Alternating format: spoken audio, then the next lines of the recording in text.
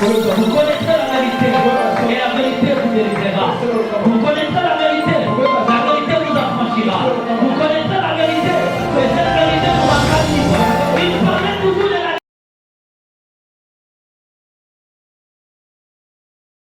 Il y a des paroles qui ont été établies. Et parmi ces paroles qui détruisent la vie de l'homme, premièrement, ce sont des paroles de malédiction. Et je peux expliquer les paroles de malédiction. Toute parole liée à votre échec, c'est une parole de malédiction. Tu vis avec un homme, vous avez eu des problèmes. L'homme n'a jamais passé dans ta famille. Il n'a rien fait dans ta vie. Mais cet homme-là te dit, Soko tikingai, c'est ça. Les paroles de malédiction. Tu regardes aujourd'hui ta vie. Jusqu'à aujourd'hui, tu n'as jamais rencontré un homme qui dépasse cet homme-là. Voyez, toute parole qui va à la contre de votre vie, c'est la parole de la malédiction. Ça peut arriver, ça peut se faire, que toi-même tu prononces des paroles. Ah,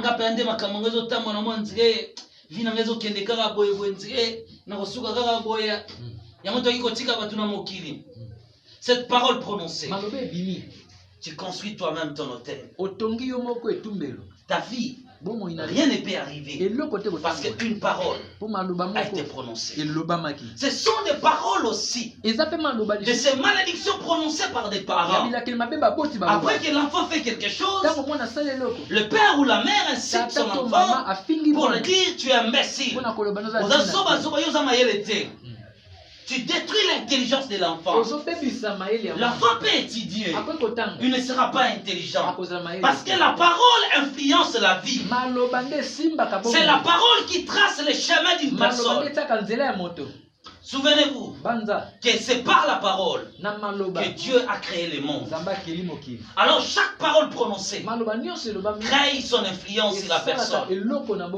La vie des hommes maintenant sera captive de ces choses. Tu sais pourquoi les sorciers sont forts dans les combats? Parce qu'ils utilisent souvent la parole.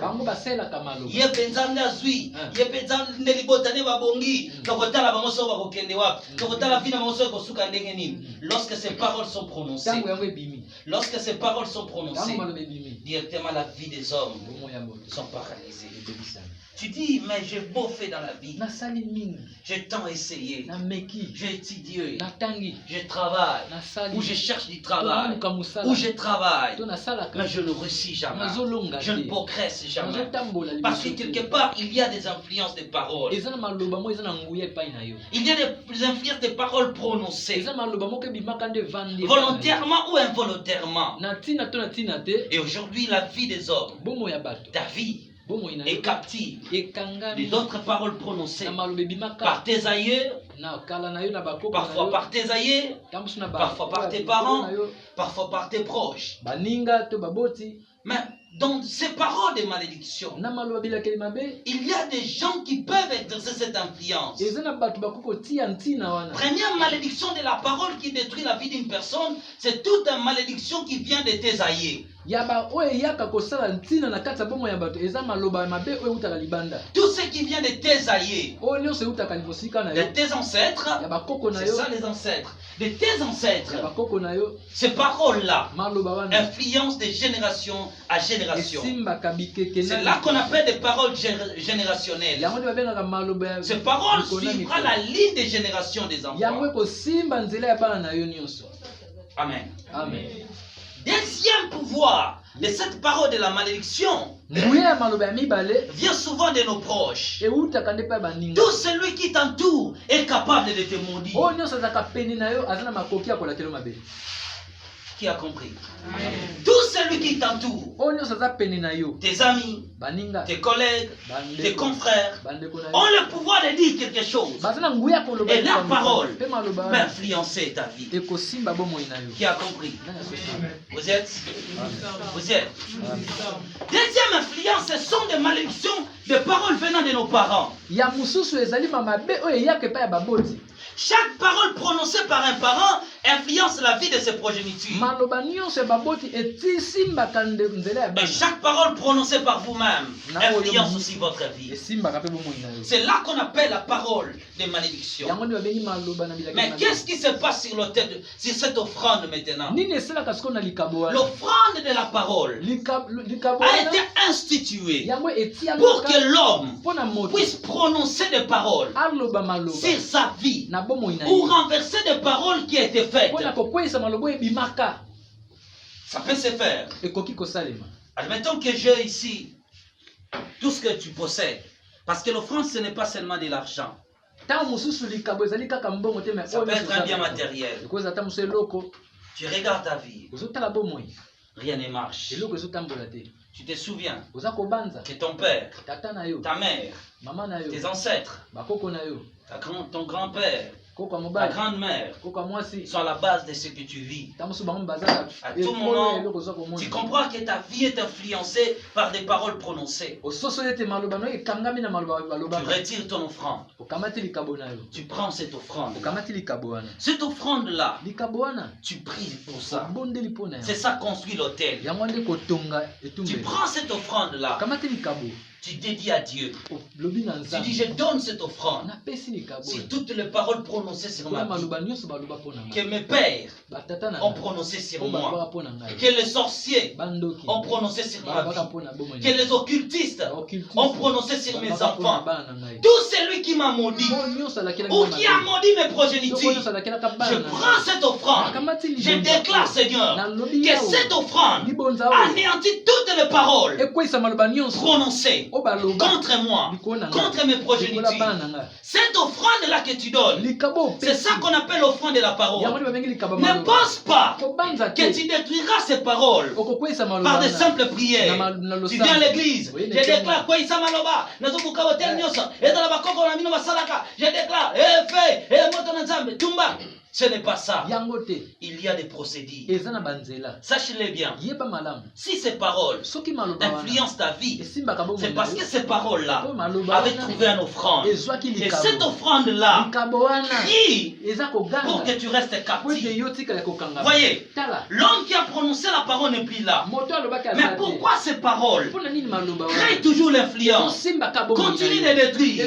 Continue de vous captiver. Parce que l'offrande, sa parole, avait trouvé une offrande. Mais cette offrande satanique, lorsque la parole est prononcée sur l'offrande, l'offrande reste pour toujours. L'homme meurt, la vie de l'homme passe, mais l'offrande ne passe jamais. L'offrande reste pour toujours. L'offrande continue de crier. Jésus en chair n'est plus là. Il est déjà parti. Mais les sacrifices faits sur la croix continuent de crier jusqu'à aujourd'hui. Quiconque invoque le nom du Seigneur est sauvé. Parce que l'offrande ne passe jamais. Tout peut passer dans la vie, mais l'offrande ne passera jamais. Ce que tu dois faire, tu prends ton offrande, tu écris, peut-être par ton enveloppe, tu écris, tu dis, ça c'est mon offrande de la parole. Je détruis toutes les paroles prononcées que mes pères ont prononcées sur moi. Quiconque maudira ma vie rencontrera mon offrande. Voilà qu'est-ce qui va se faire. Quand tu prends ton offrande, tu amènes ça à l'homme de Dieu. L'homme de Dieu va prier pour toi. Il va déclarer des paroles, c'est-à-dire enlever des paroles prononcées. Mais il faut l'offrande pour renverser les paroles. Balaam, pour maudire, il avait besoin de l'autel et des sacrifices. S'il n'y avait pas l'autel, sa parole n'aura pas de l'influence. Tu dois construire ton autel, c'est-à-dire ton offrande de la parole. Lorsque l'offrande est posée, alors le ministre de Dieu, que le Seigneur te convaincra, c'est lui qui prononcera les paroles. Alors toutes ces malédictions-là, quiconque te maudira ne te verra plus jamais. Quand les sorciers invoqueront tes noms, quand les méchants te chercheront la nuit pour te faire du mal, ils ne te verront plus, mais ils rencontreront l'offrande que tu as donnée à Dieu. Tu n'as pas compris.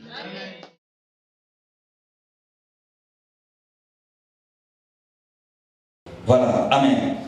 Alors nous lisons un verset de la Bible qui parle de la possession. Genèse chapitre 15.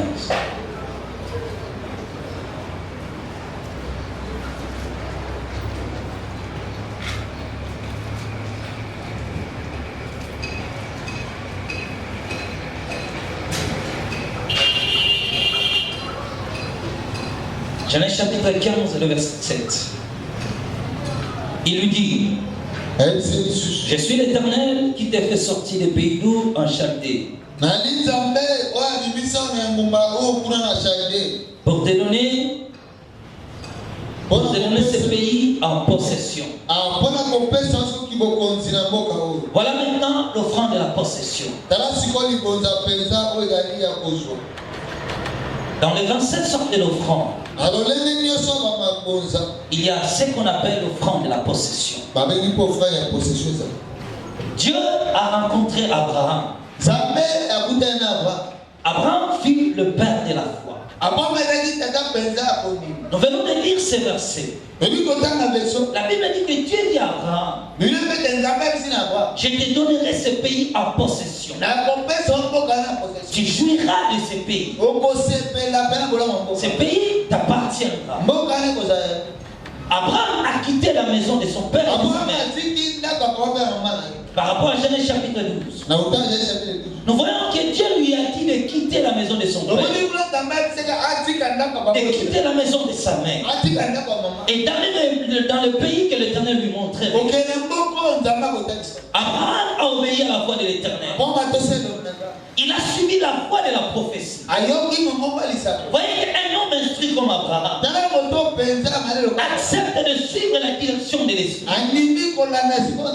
d'obéir à l'ordre de Dieu. Il n'avait pas de preuve pour défendre sa prophétie. Abraham quitta la maison de son père. Peut-être que ses amis lui ont posé la question, où vas-tu, Abraham? Il dit, je vais dans le pays de la promesse. Dans ce pays de la promesse. Où est ce pays-là? Il dit, là où habitent les châtelains. C'est le pays que l'Éternel me donne. Abraham a quitté la maison de son père, assumant la direction de l'Esprit. Chemin faisant, il rencontre des âmes. Il rencontre des gens. Il répétait les mêmes paroles. Jusqu'à ce qu'il est arrivé. Arrivé dans ce pays-là, il trouve qu'il y avait des gens. Il y avait des gens dans ce pays-là. Quand même les propriétaires étaient là. Abraham avec sa prophétie, il ne pouvait pas dire à ces gens-là que ce pays m'appartient. On dirait que tu es un fou. C'est comme un Rwandais qui quitte le roi, qui vient ici à Kinshasa, qui te dit que ce pays m'a été donné. Personne ne le croit. Alors Abraham, restant avec sa prophétie, ne savons pas comment cela va se réaliser. Nous savons même que lorsque Sarah est décédée, et qu'elle-même voulait enterrer Sarah, elle est allée même acheter le sépulcre pour montrer que dans le physique, Abraham n'a jamais possédé la chose. Dès son vivant, dans le monde réel, Abraham n'a jamais possédé la promesse. Je dirais plutôt posséder le pays. Il restait toujours comme un étranger. Mais il était là, ayant la promesse de Dieu en lui, mais sans voir son accomplissement. Il était toujours étranger. Peut-être un jour Abraham a pu discuter avec quelqu'un. Quelqu'un qui lui a incité. Tu es rwandais, tu es ougandais, tu es angolais, ainsi de suite. Abraham ayant la promesse que le pays m'appartient. Mais dans le physique, il n'a jamais possédé la promesse. C'est ça ce qui se passe. Voilà ce qui se passe dans le monde spirituel. Tout ce que Dieu te dit, tu le possèdes déjà. Mais le problème avec le monde spirituel, c'est empêcher la manifestation physique, la puissance de la chose. Quand Dieu te promet, quand tu vois quelque chose dans les rêves, c'est que Dieu t'a déjà donné la chose. Mais dans ces choses ici, il y a la part de l'homme et la part de Dieu. Abraham avait la promesse, comme toi et moi. Nous avons beaucoup de promesses. Peut-être on a prophétisé pour toi. Peut-être que Dieu t'a promis quelque chose depuis des années. Que tu auras ceci, tu auras les mariages, tu auras l'argent, tu auras du travail, ainsi de suite. Quand même Dieu t'a promis la jouissance de quelque chose. Peut-être que c'est ça la source de ton espérance. Mais celle que tu continues à suivre Dieu en attente de quelque chose. Mais tu vois souvent dans tes rêves. Tu as une vie confortable. Mais pourquoi dans le physique cela ne se manifeste pas? C'est comme moi. Je suis un piéton. Je vais vous choquer un peu. Bien aimé, je suis arrivé quelque part. Je prêchais la parole. Après avoir fini, le pasteur m'appelle pour me dire ceci. Tu sais, dans mon église, tellement que tous les gens sont véhiculés, puisque il y a comme un colo, message de moi, il faut le comment tu vois, c'est ça les gens. Avant ma personne a la moto. Tu n'as pas d'église. Alors que là-bas, tout le monde sont véhiculés. Moi, piéton, j'arrive. Alors, parce que nous, on est commis, nous, on a attaqué, tu m'as dit, n'hésitez pas à faire la moto, papa. N'a pas de taxi, la moto. Abi, yo, ça, on va nous encaboyer, on va dire, on va tout casser. Mais c'est pas ça, ba moto, on va dire, on va moto. Vous voyez, je suis rentré à la maison. Quand je suis arrivé, chaque maison, je me demandais, et que le diable est arrivé pour me dire, tu vois, tu vas être véhiculé. Je suis rentré la nuit, alors que je me repose. Au milieu de la nuit, je fais un rêve.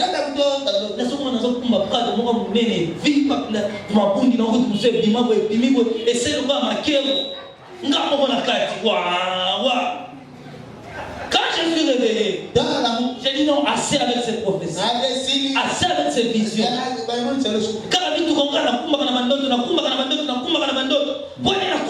le physique, peut-être que c'est toi aussi. Tu es victime de ces choses. Tu as longtemps entendu. Dieu t'a promis. Dieu t'a dit quelque chose. Mais cela ne se réalise pas.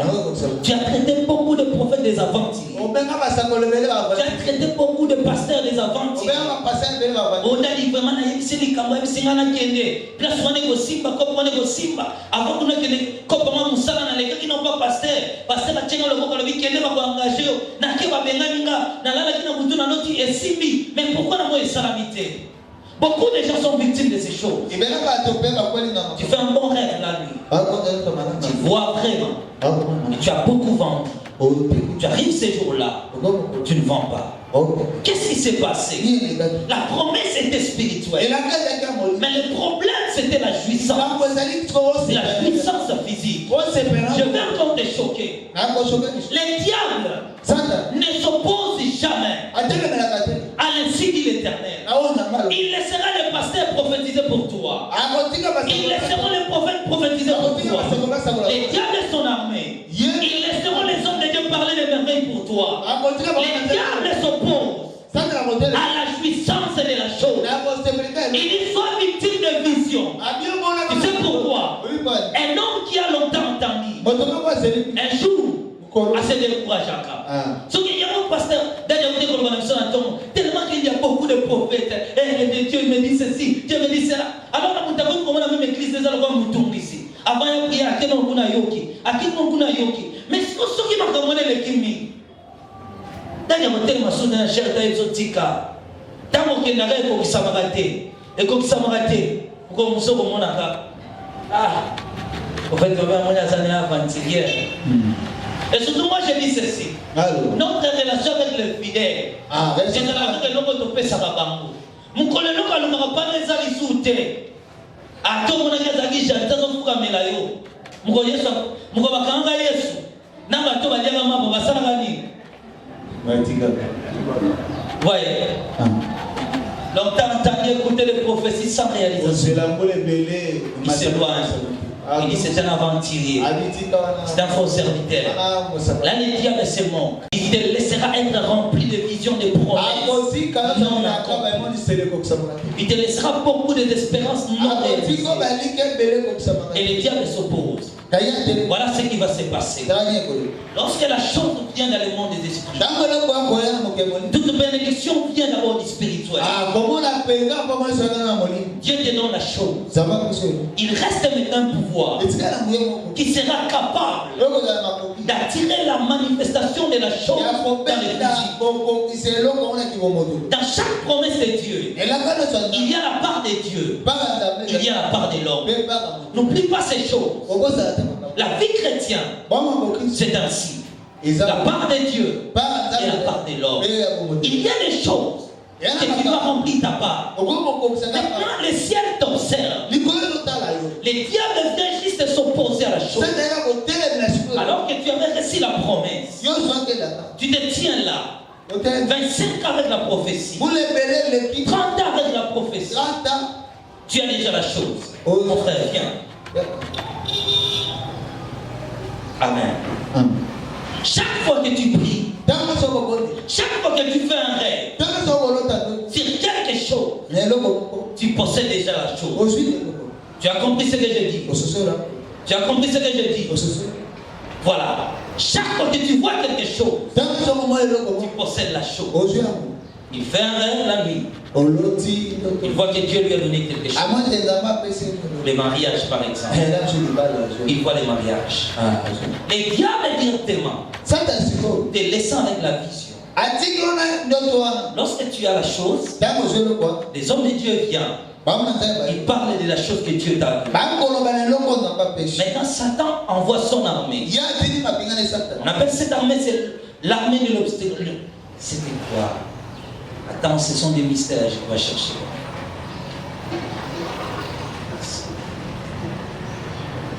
Lorsque nous sommes arrivés là-bas,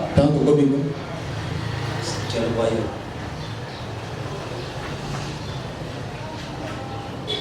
Voilà, c'est le royaume de l'hostilité. Oui, parce que c'était des démons vêtus en toge rouge. Démons wana ya royaume hostilité wana.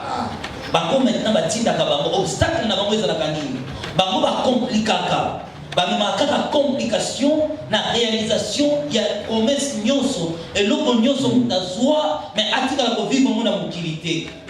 Vous savez, il y a un verset dans la Bible qui dit plusieurs n'ont pas vu l'accomplissement. Je pense que Hébreux chapitre 11. La Bible dit ceci. C'est là que l'on connaît pour que ça m'a mon angoté. Papa et mon na musiki. Na musiki. Batembele bazo bilaka. Au moins il a ka kufakate akufaka. Pas moni bilaka ne koko kisamate.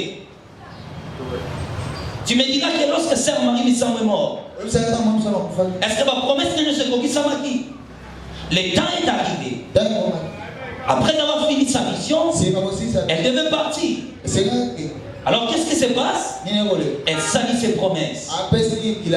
Et c'est ça le domaine aussi du diable. Lorsqu'il combat la vie d'une personne, l'armée de l'hostilité arrive. C'est tout un royaume dirigé par le prince des démons. Il vient juste s'opposer ici entre le monde spirituel et le monde matériel. Souvenez-vous de ce que je vous avais dit au début. Que tout ce que l'on peut posséder, il le possède d'abord spirituel. C'est le monde spirituel qui domine le monde matériel. Ces démons-là viennent s'hostiler. Ils se tiennent ici. Il te dit ceci. Ces promesses resteront spirituelles. Mais ils ne se manifesteront jamais physiquement. Toi maintenant tu seras victime de la patience. Après, tu vas critiquer les pasteurs, les hommes de Dieu, ainsi de suite.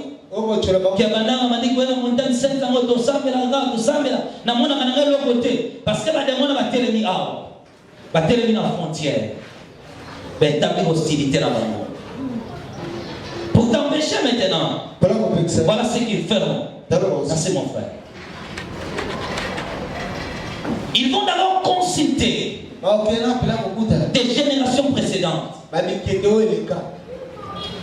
Babani kotanga revi ya famille na bino. Na bato bakufaka. Il remarque dans ta famille. Voyez, je veux dire encore ceci. Nous sommes la suite de la vie de nos familles. Tu sais quoi? Aujourd'hui, quand tu es à l'église, même si toute ta famille ça va païen.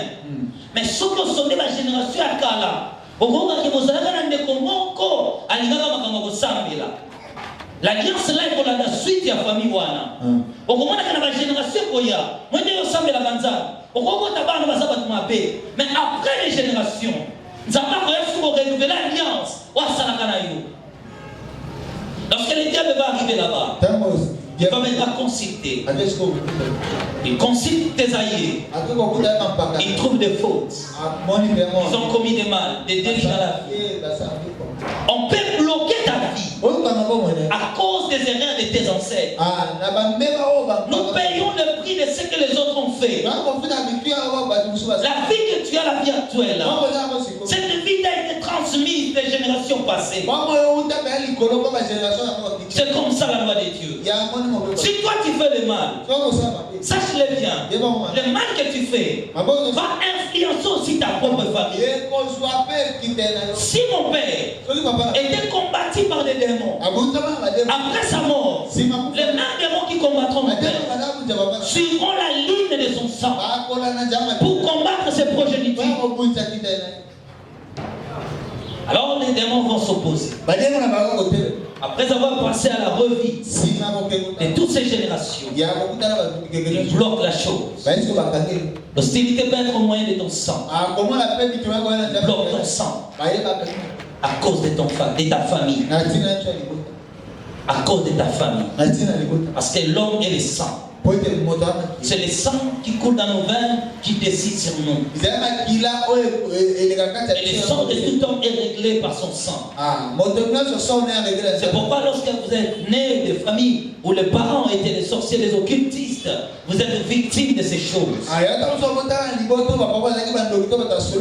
Maintenant, ces démons-là vont bloquer la route. Empêcheront la manifestation physique de la chose. Tu as longtemps entendu sans voir son accomplissement. Abraham maintenant revenons.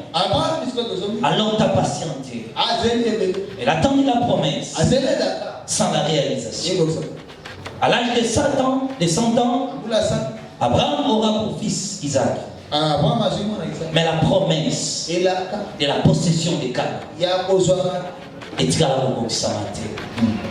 oui, c'était spirituel. Vivant d'Abraham, cette promesse n'était pas physique.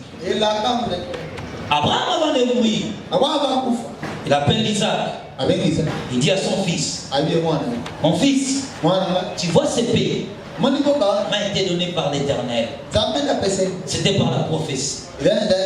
Vous voyez, à la rébellion, Nabitumba mon côté, à son pouvoir Nabitumba. Mais il a eu ce pays par la promesse. Il restait victime de la promesse. Abraham est décédé. Isaac de son tour. Il pensait maintenant posséder ce pays. Peut-être il marchait la tête haute. Mais qui pouvait le croire? Isaac. De dire que Mboka les amis Angaï, peut-être le tuer. Isaac est resté aussi victime. Quoi qu'il était maltraité. Mais dans son cœur, il savait que ce pays m'a été donné. Isaac aussi est parti. Avant de mourir, peut-être Isaac s'est dit lui-même, peut-être mon père m'avait trompé. Et vous savez, lorsqu'on est enfant, nous croyons que nos parents sont très intelligents.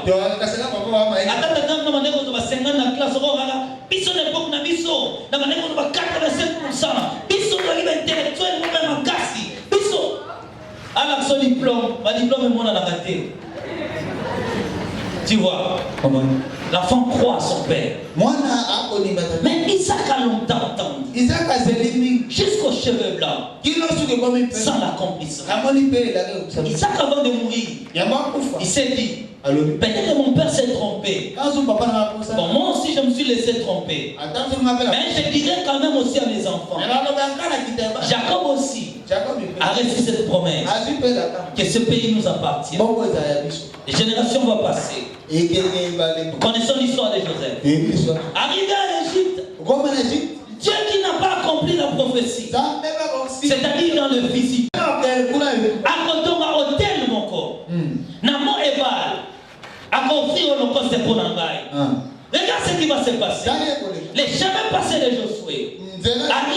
pays-là. Mais lorsque Moïse voit, pour prendre la possession de ce pays, il faut un sacrifice. C'est-à-dire il faut que l'autel soit construit. Mais Moïse n'a pas construit l'autel dans ce pays de Canaan. Lorsque Josué traverse le pays, il va directement sur la montagne. Il construit l'holocauste à l'Éternel. Et qu'est-ce qui va se passer? Là où il y a l'offrande, il y a la divinité. C'est à ce moment-là que lorsque Josué a fait l'autel, lorsqu'il a construit l'autel, les dieux du ciel a quitté le ciel pour demeurer dans l'offrande. Aussi longtemps que Dieu était dans l'offrande de Josué, Josué devait posséder ce pays-là. À cause de l'offrande, Josué a tiré le pays que Abraham n'a pas pris, que Jacob n'a pas pris, que Moïse n'a pas pris. À travers son offrande, Josué prend la possession de ce pays parce que l'autel était construit. Là où il y a l'offrande, il y a la présence de Dieu. Là où il y a l'offrande, il y a la demeure de Dieu. Ce jour-là, le Dieu du ciel est venu habiter dans le pays de Canaan. Josué n'a pas échoué.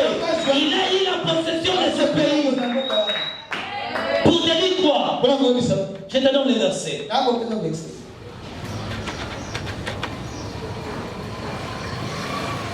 Chapitre 8, le verset 30. Voilà.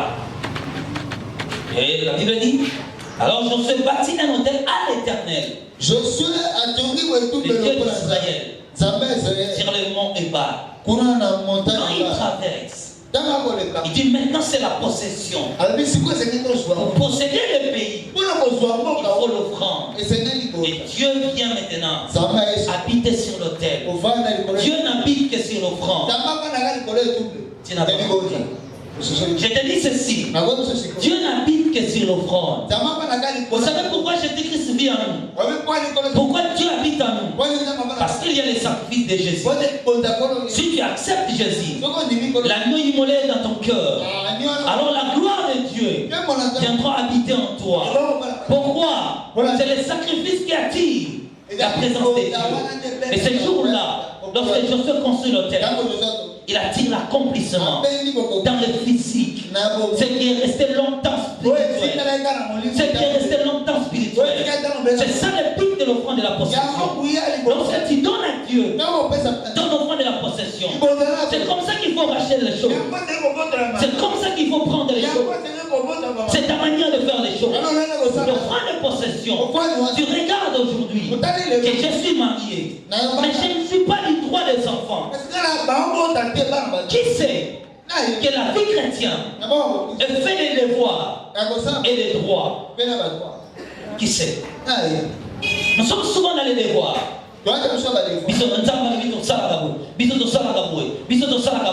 Mais Nzambe wana apesa biso pe ba droit na biso. Maintenant ba côté na biso ba droit, ne yango négligeaka. Amen. Amen. Josué a rempli sa mission. Il a obéi à Dieu. Mais quand il est arrivé, il construit l'autel. Dieu devait remplir ses droits. L'offrande de possession te ramène ou te ramènera ce que tu as perdu dans les spirituels. Il a dit ceci, vous connaissez la vérité.